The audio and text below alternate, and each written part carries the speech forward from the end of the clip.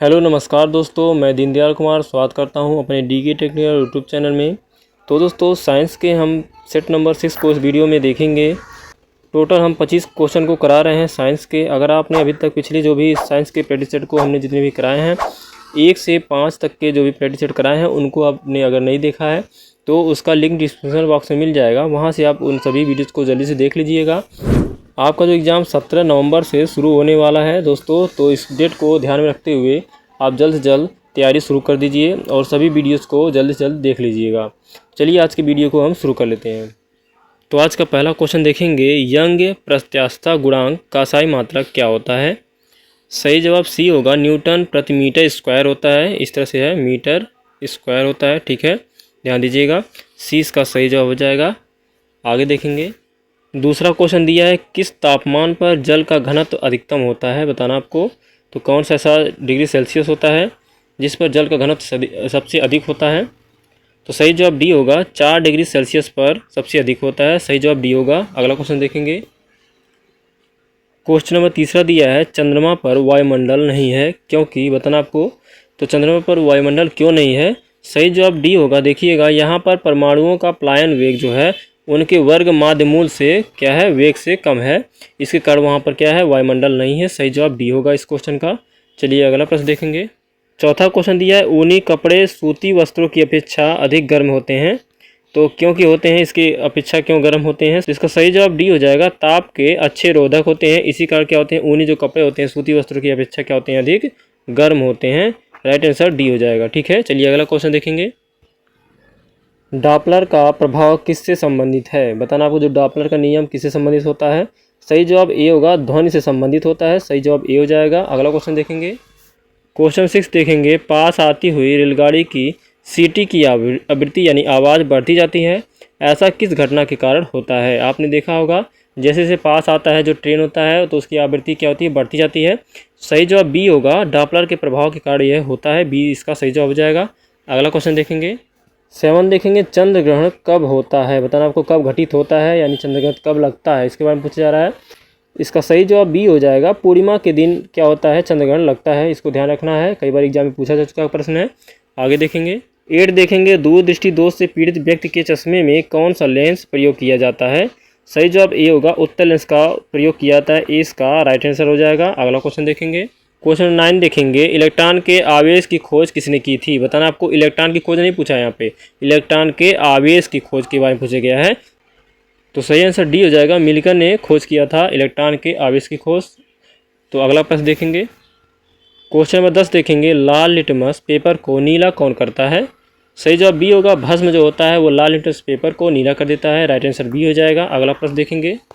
शून्य समूह में रखे गए तत्व किस नाम से जाने जाते हैं? ये जो आवर्त सारणी होता है, आवर्त सारणी में, ठीक है, उस वहाँ से क्वेश्चन पूछा जाएगा। तो बताना शून्य समूह में कौन से तत्वों को रखा गया है? सही आंसर डी होगा, निष्क्रिय तत्व जो होते हैं उन्हीं को रखा गया है। ठीक है, हीलियम होता है, नियान होता है, इस तरह से क्वेश्चन, आर्गन होता है, ठीक है, क्रिप्टॉन होता है, इन सभी तत्वों को रखा गया जो कि निष्क्रिय तत्व होते हैं। ठीक है, चलिए अगला क्वेश्चन देखेंगे। क्वेश्चन नंबर 12 देखेंगे, बेकिंग सोडा का रासायनिक नाम क्या होता है? बताइएगा, बेकिंग सोडा का रासायनिक नाम पूछा जाता है, कई बार पूछा गया है। सही आंसर बी होगा, सोडियम बाइकार्बोनेट होता है बेकिंग सोडा। सही आंसर बी हो जाएगा। अगला क्वेश्चन देखेंगे। कृत्रिम वर्षा कराने में किस रसायन का प्रयोग किया जाता है? तो सही जवाब डी होगा, सिल्वर आयोडाइड का प्रयोग किया जाता है जब हम जो आर्टिफिशियल वर्षा कराते हैं। ठीक है, तो इसका सही आंसर डी हो जाएगा। अगला क्वेश्चन देखेंगे। इलेक्ट्रिक बल्ब के निर्माण में किस कांच का उपयोग किया जाता है? तो बताइएगा, सही आंसर सी होगा, फ्लिंट कांच का प्रयोग किया जाता है जो भी इलेक्ट्रिक बल्ब होते हैं। राइट आंसर सी हो जाएगा। अगला प्रश्न देखेंगे। आग बुझाने वाली गैस कौन सी होती है?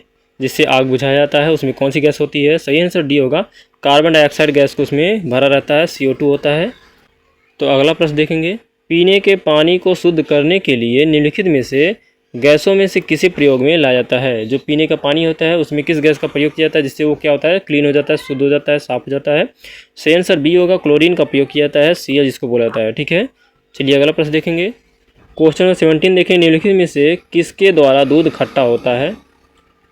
तो सही आंसर बी होगा, बैक्टीरिया के कारण क्या होता है, दूध खट्टे होते हैं, बैक्टीरिया उसमें पड़े होते हैं, इसके कारण क्या होता है, दूध खट्टा होता है। सही जवाब बी हो जाएगा। ठीक है, चलिए अगला क्वेश्चन देखेंगे। खसरा रोग किसके कारण होता है, बताइएगा। जो खसरा होता है रोग, तो सही जवाब ए होगा, विषाणु के कारण खसरा रोग होता है। राइट आंसर ए हो जाएगा। अगला प्रश्न देखेंगे, निम्न में से किस में प्रोटीन का सबसे अधिक स्रोत पाया जाता है, यानी सबसे अधिक मात्रा में प्रोटीन किस में पाया जाता है खाद्य पदार्थ में, तो ध्यान दीजिएगा सही आंसर डी हो जाएगा, सोयाबीन में सबसे अधिक मात्रा में प्रोटीन पाया जाता है। चलिए अगला प्रश्न देखेंगे, क्लोरोफिल में कौन सा पारफिरिन होता है, बताइएगा। तो क्लोरोफिल में क्या होता है, सही जवाब ए होगा, मैग्नीशियम का जो होता है पारफिरिन होता है, ए इसका राइट आंसर हो जाएगा। चलिए अगला प्रश्न देखेंगे, धान का प्रसिद्ध रोग खैरा रोग किसके कारण होता है, आपने खैरा रोग तो सुना ही होगा, वह किसके कारण होता है धान में, राइट आंसर डी हो जाएगा, जस्ता की जब कमी हो जाती है, यानी कि जस्ता यानी कि जिंक की जब कमी हो जाती है, जिंक नहीं डालते उसके कारण क्या होता है, खैरा रोग होता है। डी इसका सही जवाब हो जाएगा। अगला क्वेश्चन देखेंगे, सेल नाम किस जीव वैज्ञानिक ने सर्वप्रथम दिया था, यानी यहाँ पे पूछा जा रहा है जो सेल की खोज के बारे में पूछा जा रहा है, सेल की खोज किसने किया था, यानी उन्हीं ने रखा होगा। सही जवाब सी होगा, रॉबर्ट हुक ने सेल की खोज किए थे।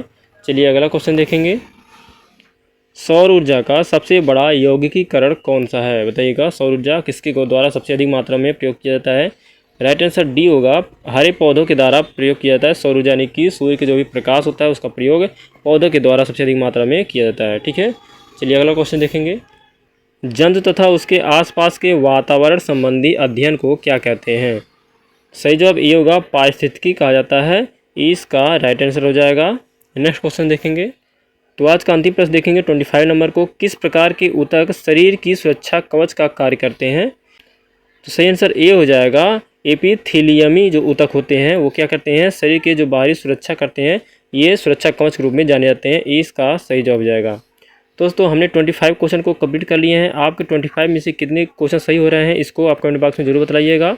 वीडियो अच्छा लगा वीडियो को लाइक करके चैनल को सब्सक्राइब कर लीजिएगा दोस्तों। तो चलिए मिलेंगे हम अगले प्रैक्टिस सेट नंबर 7 को अगले वीडियो में देखेंगे दोस्तों। जय हिंद, वंदे मातरम।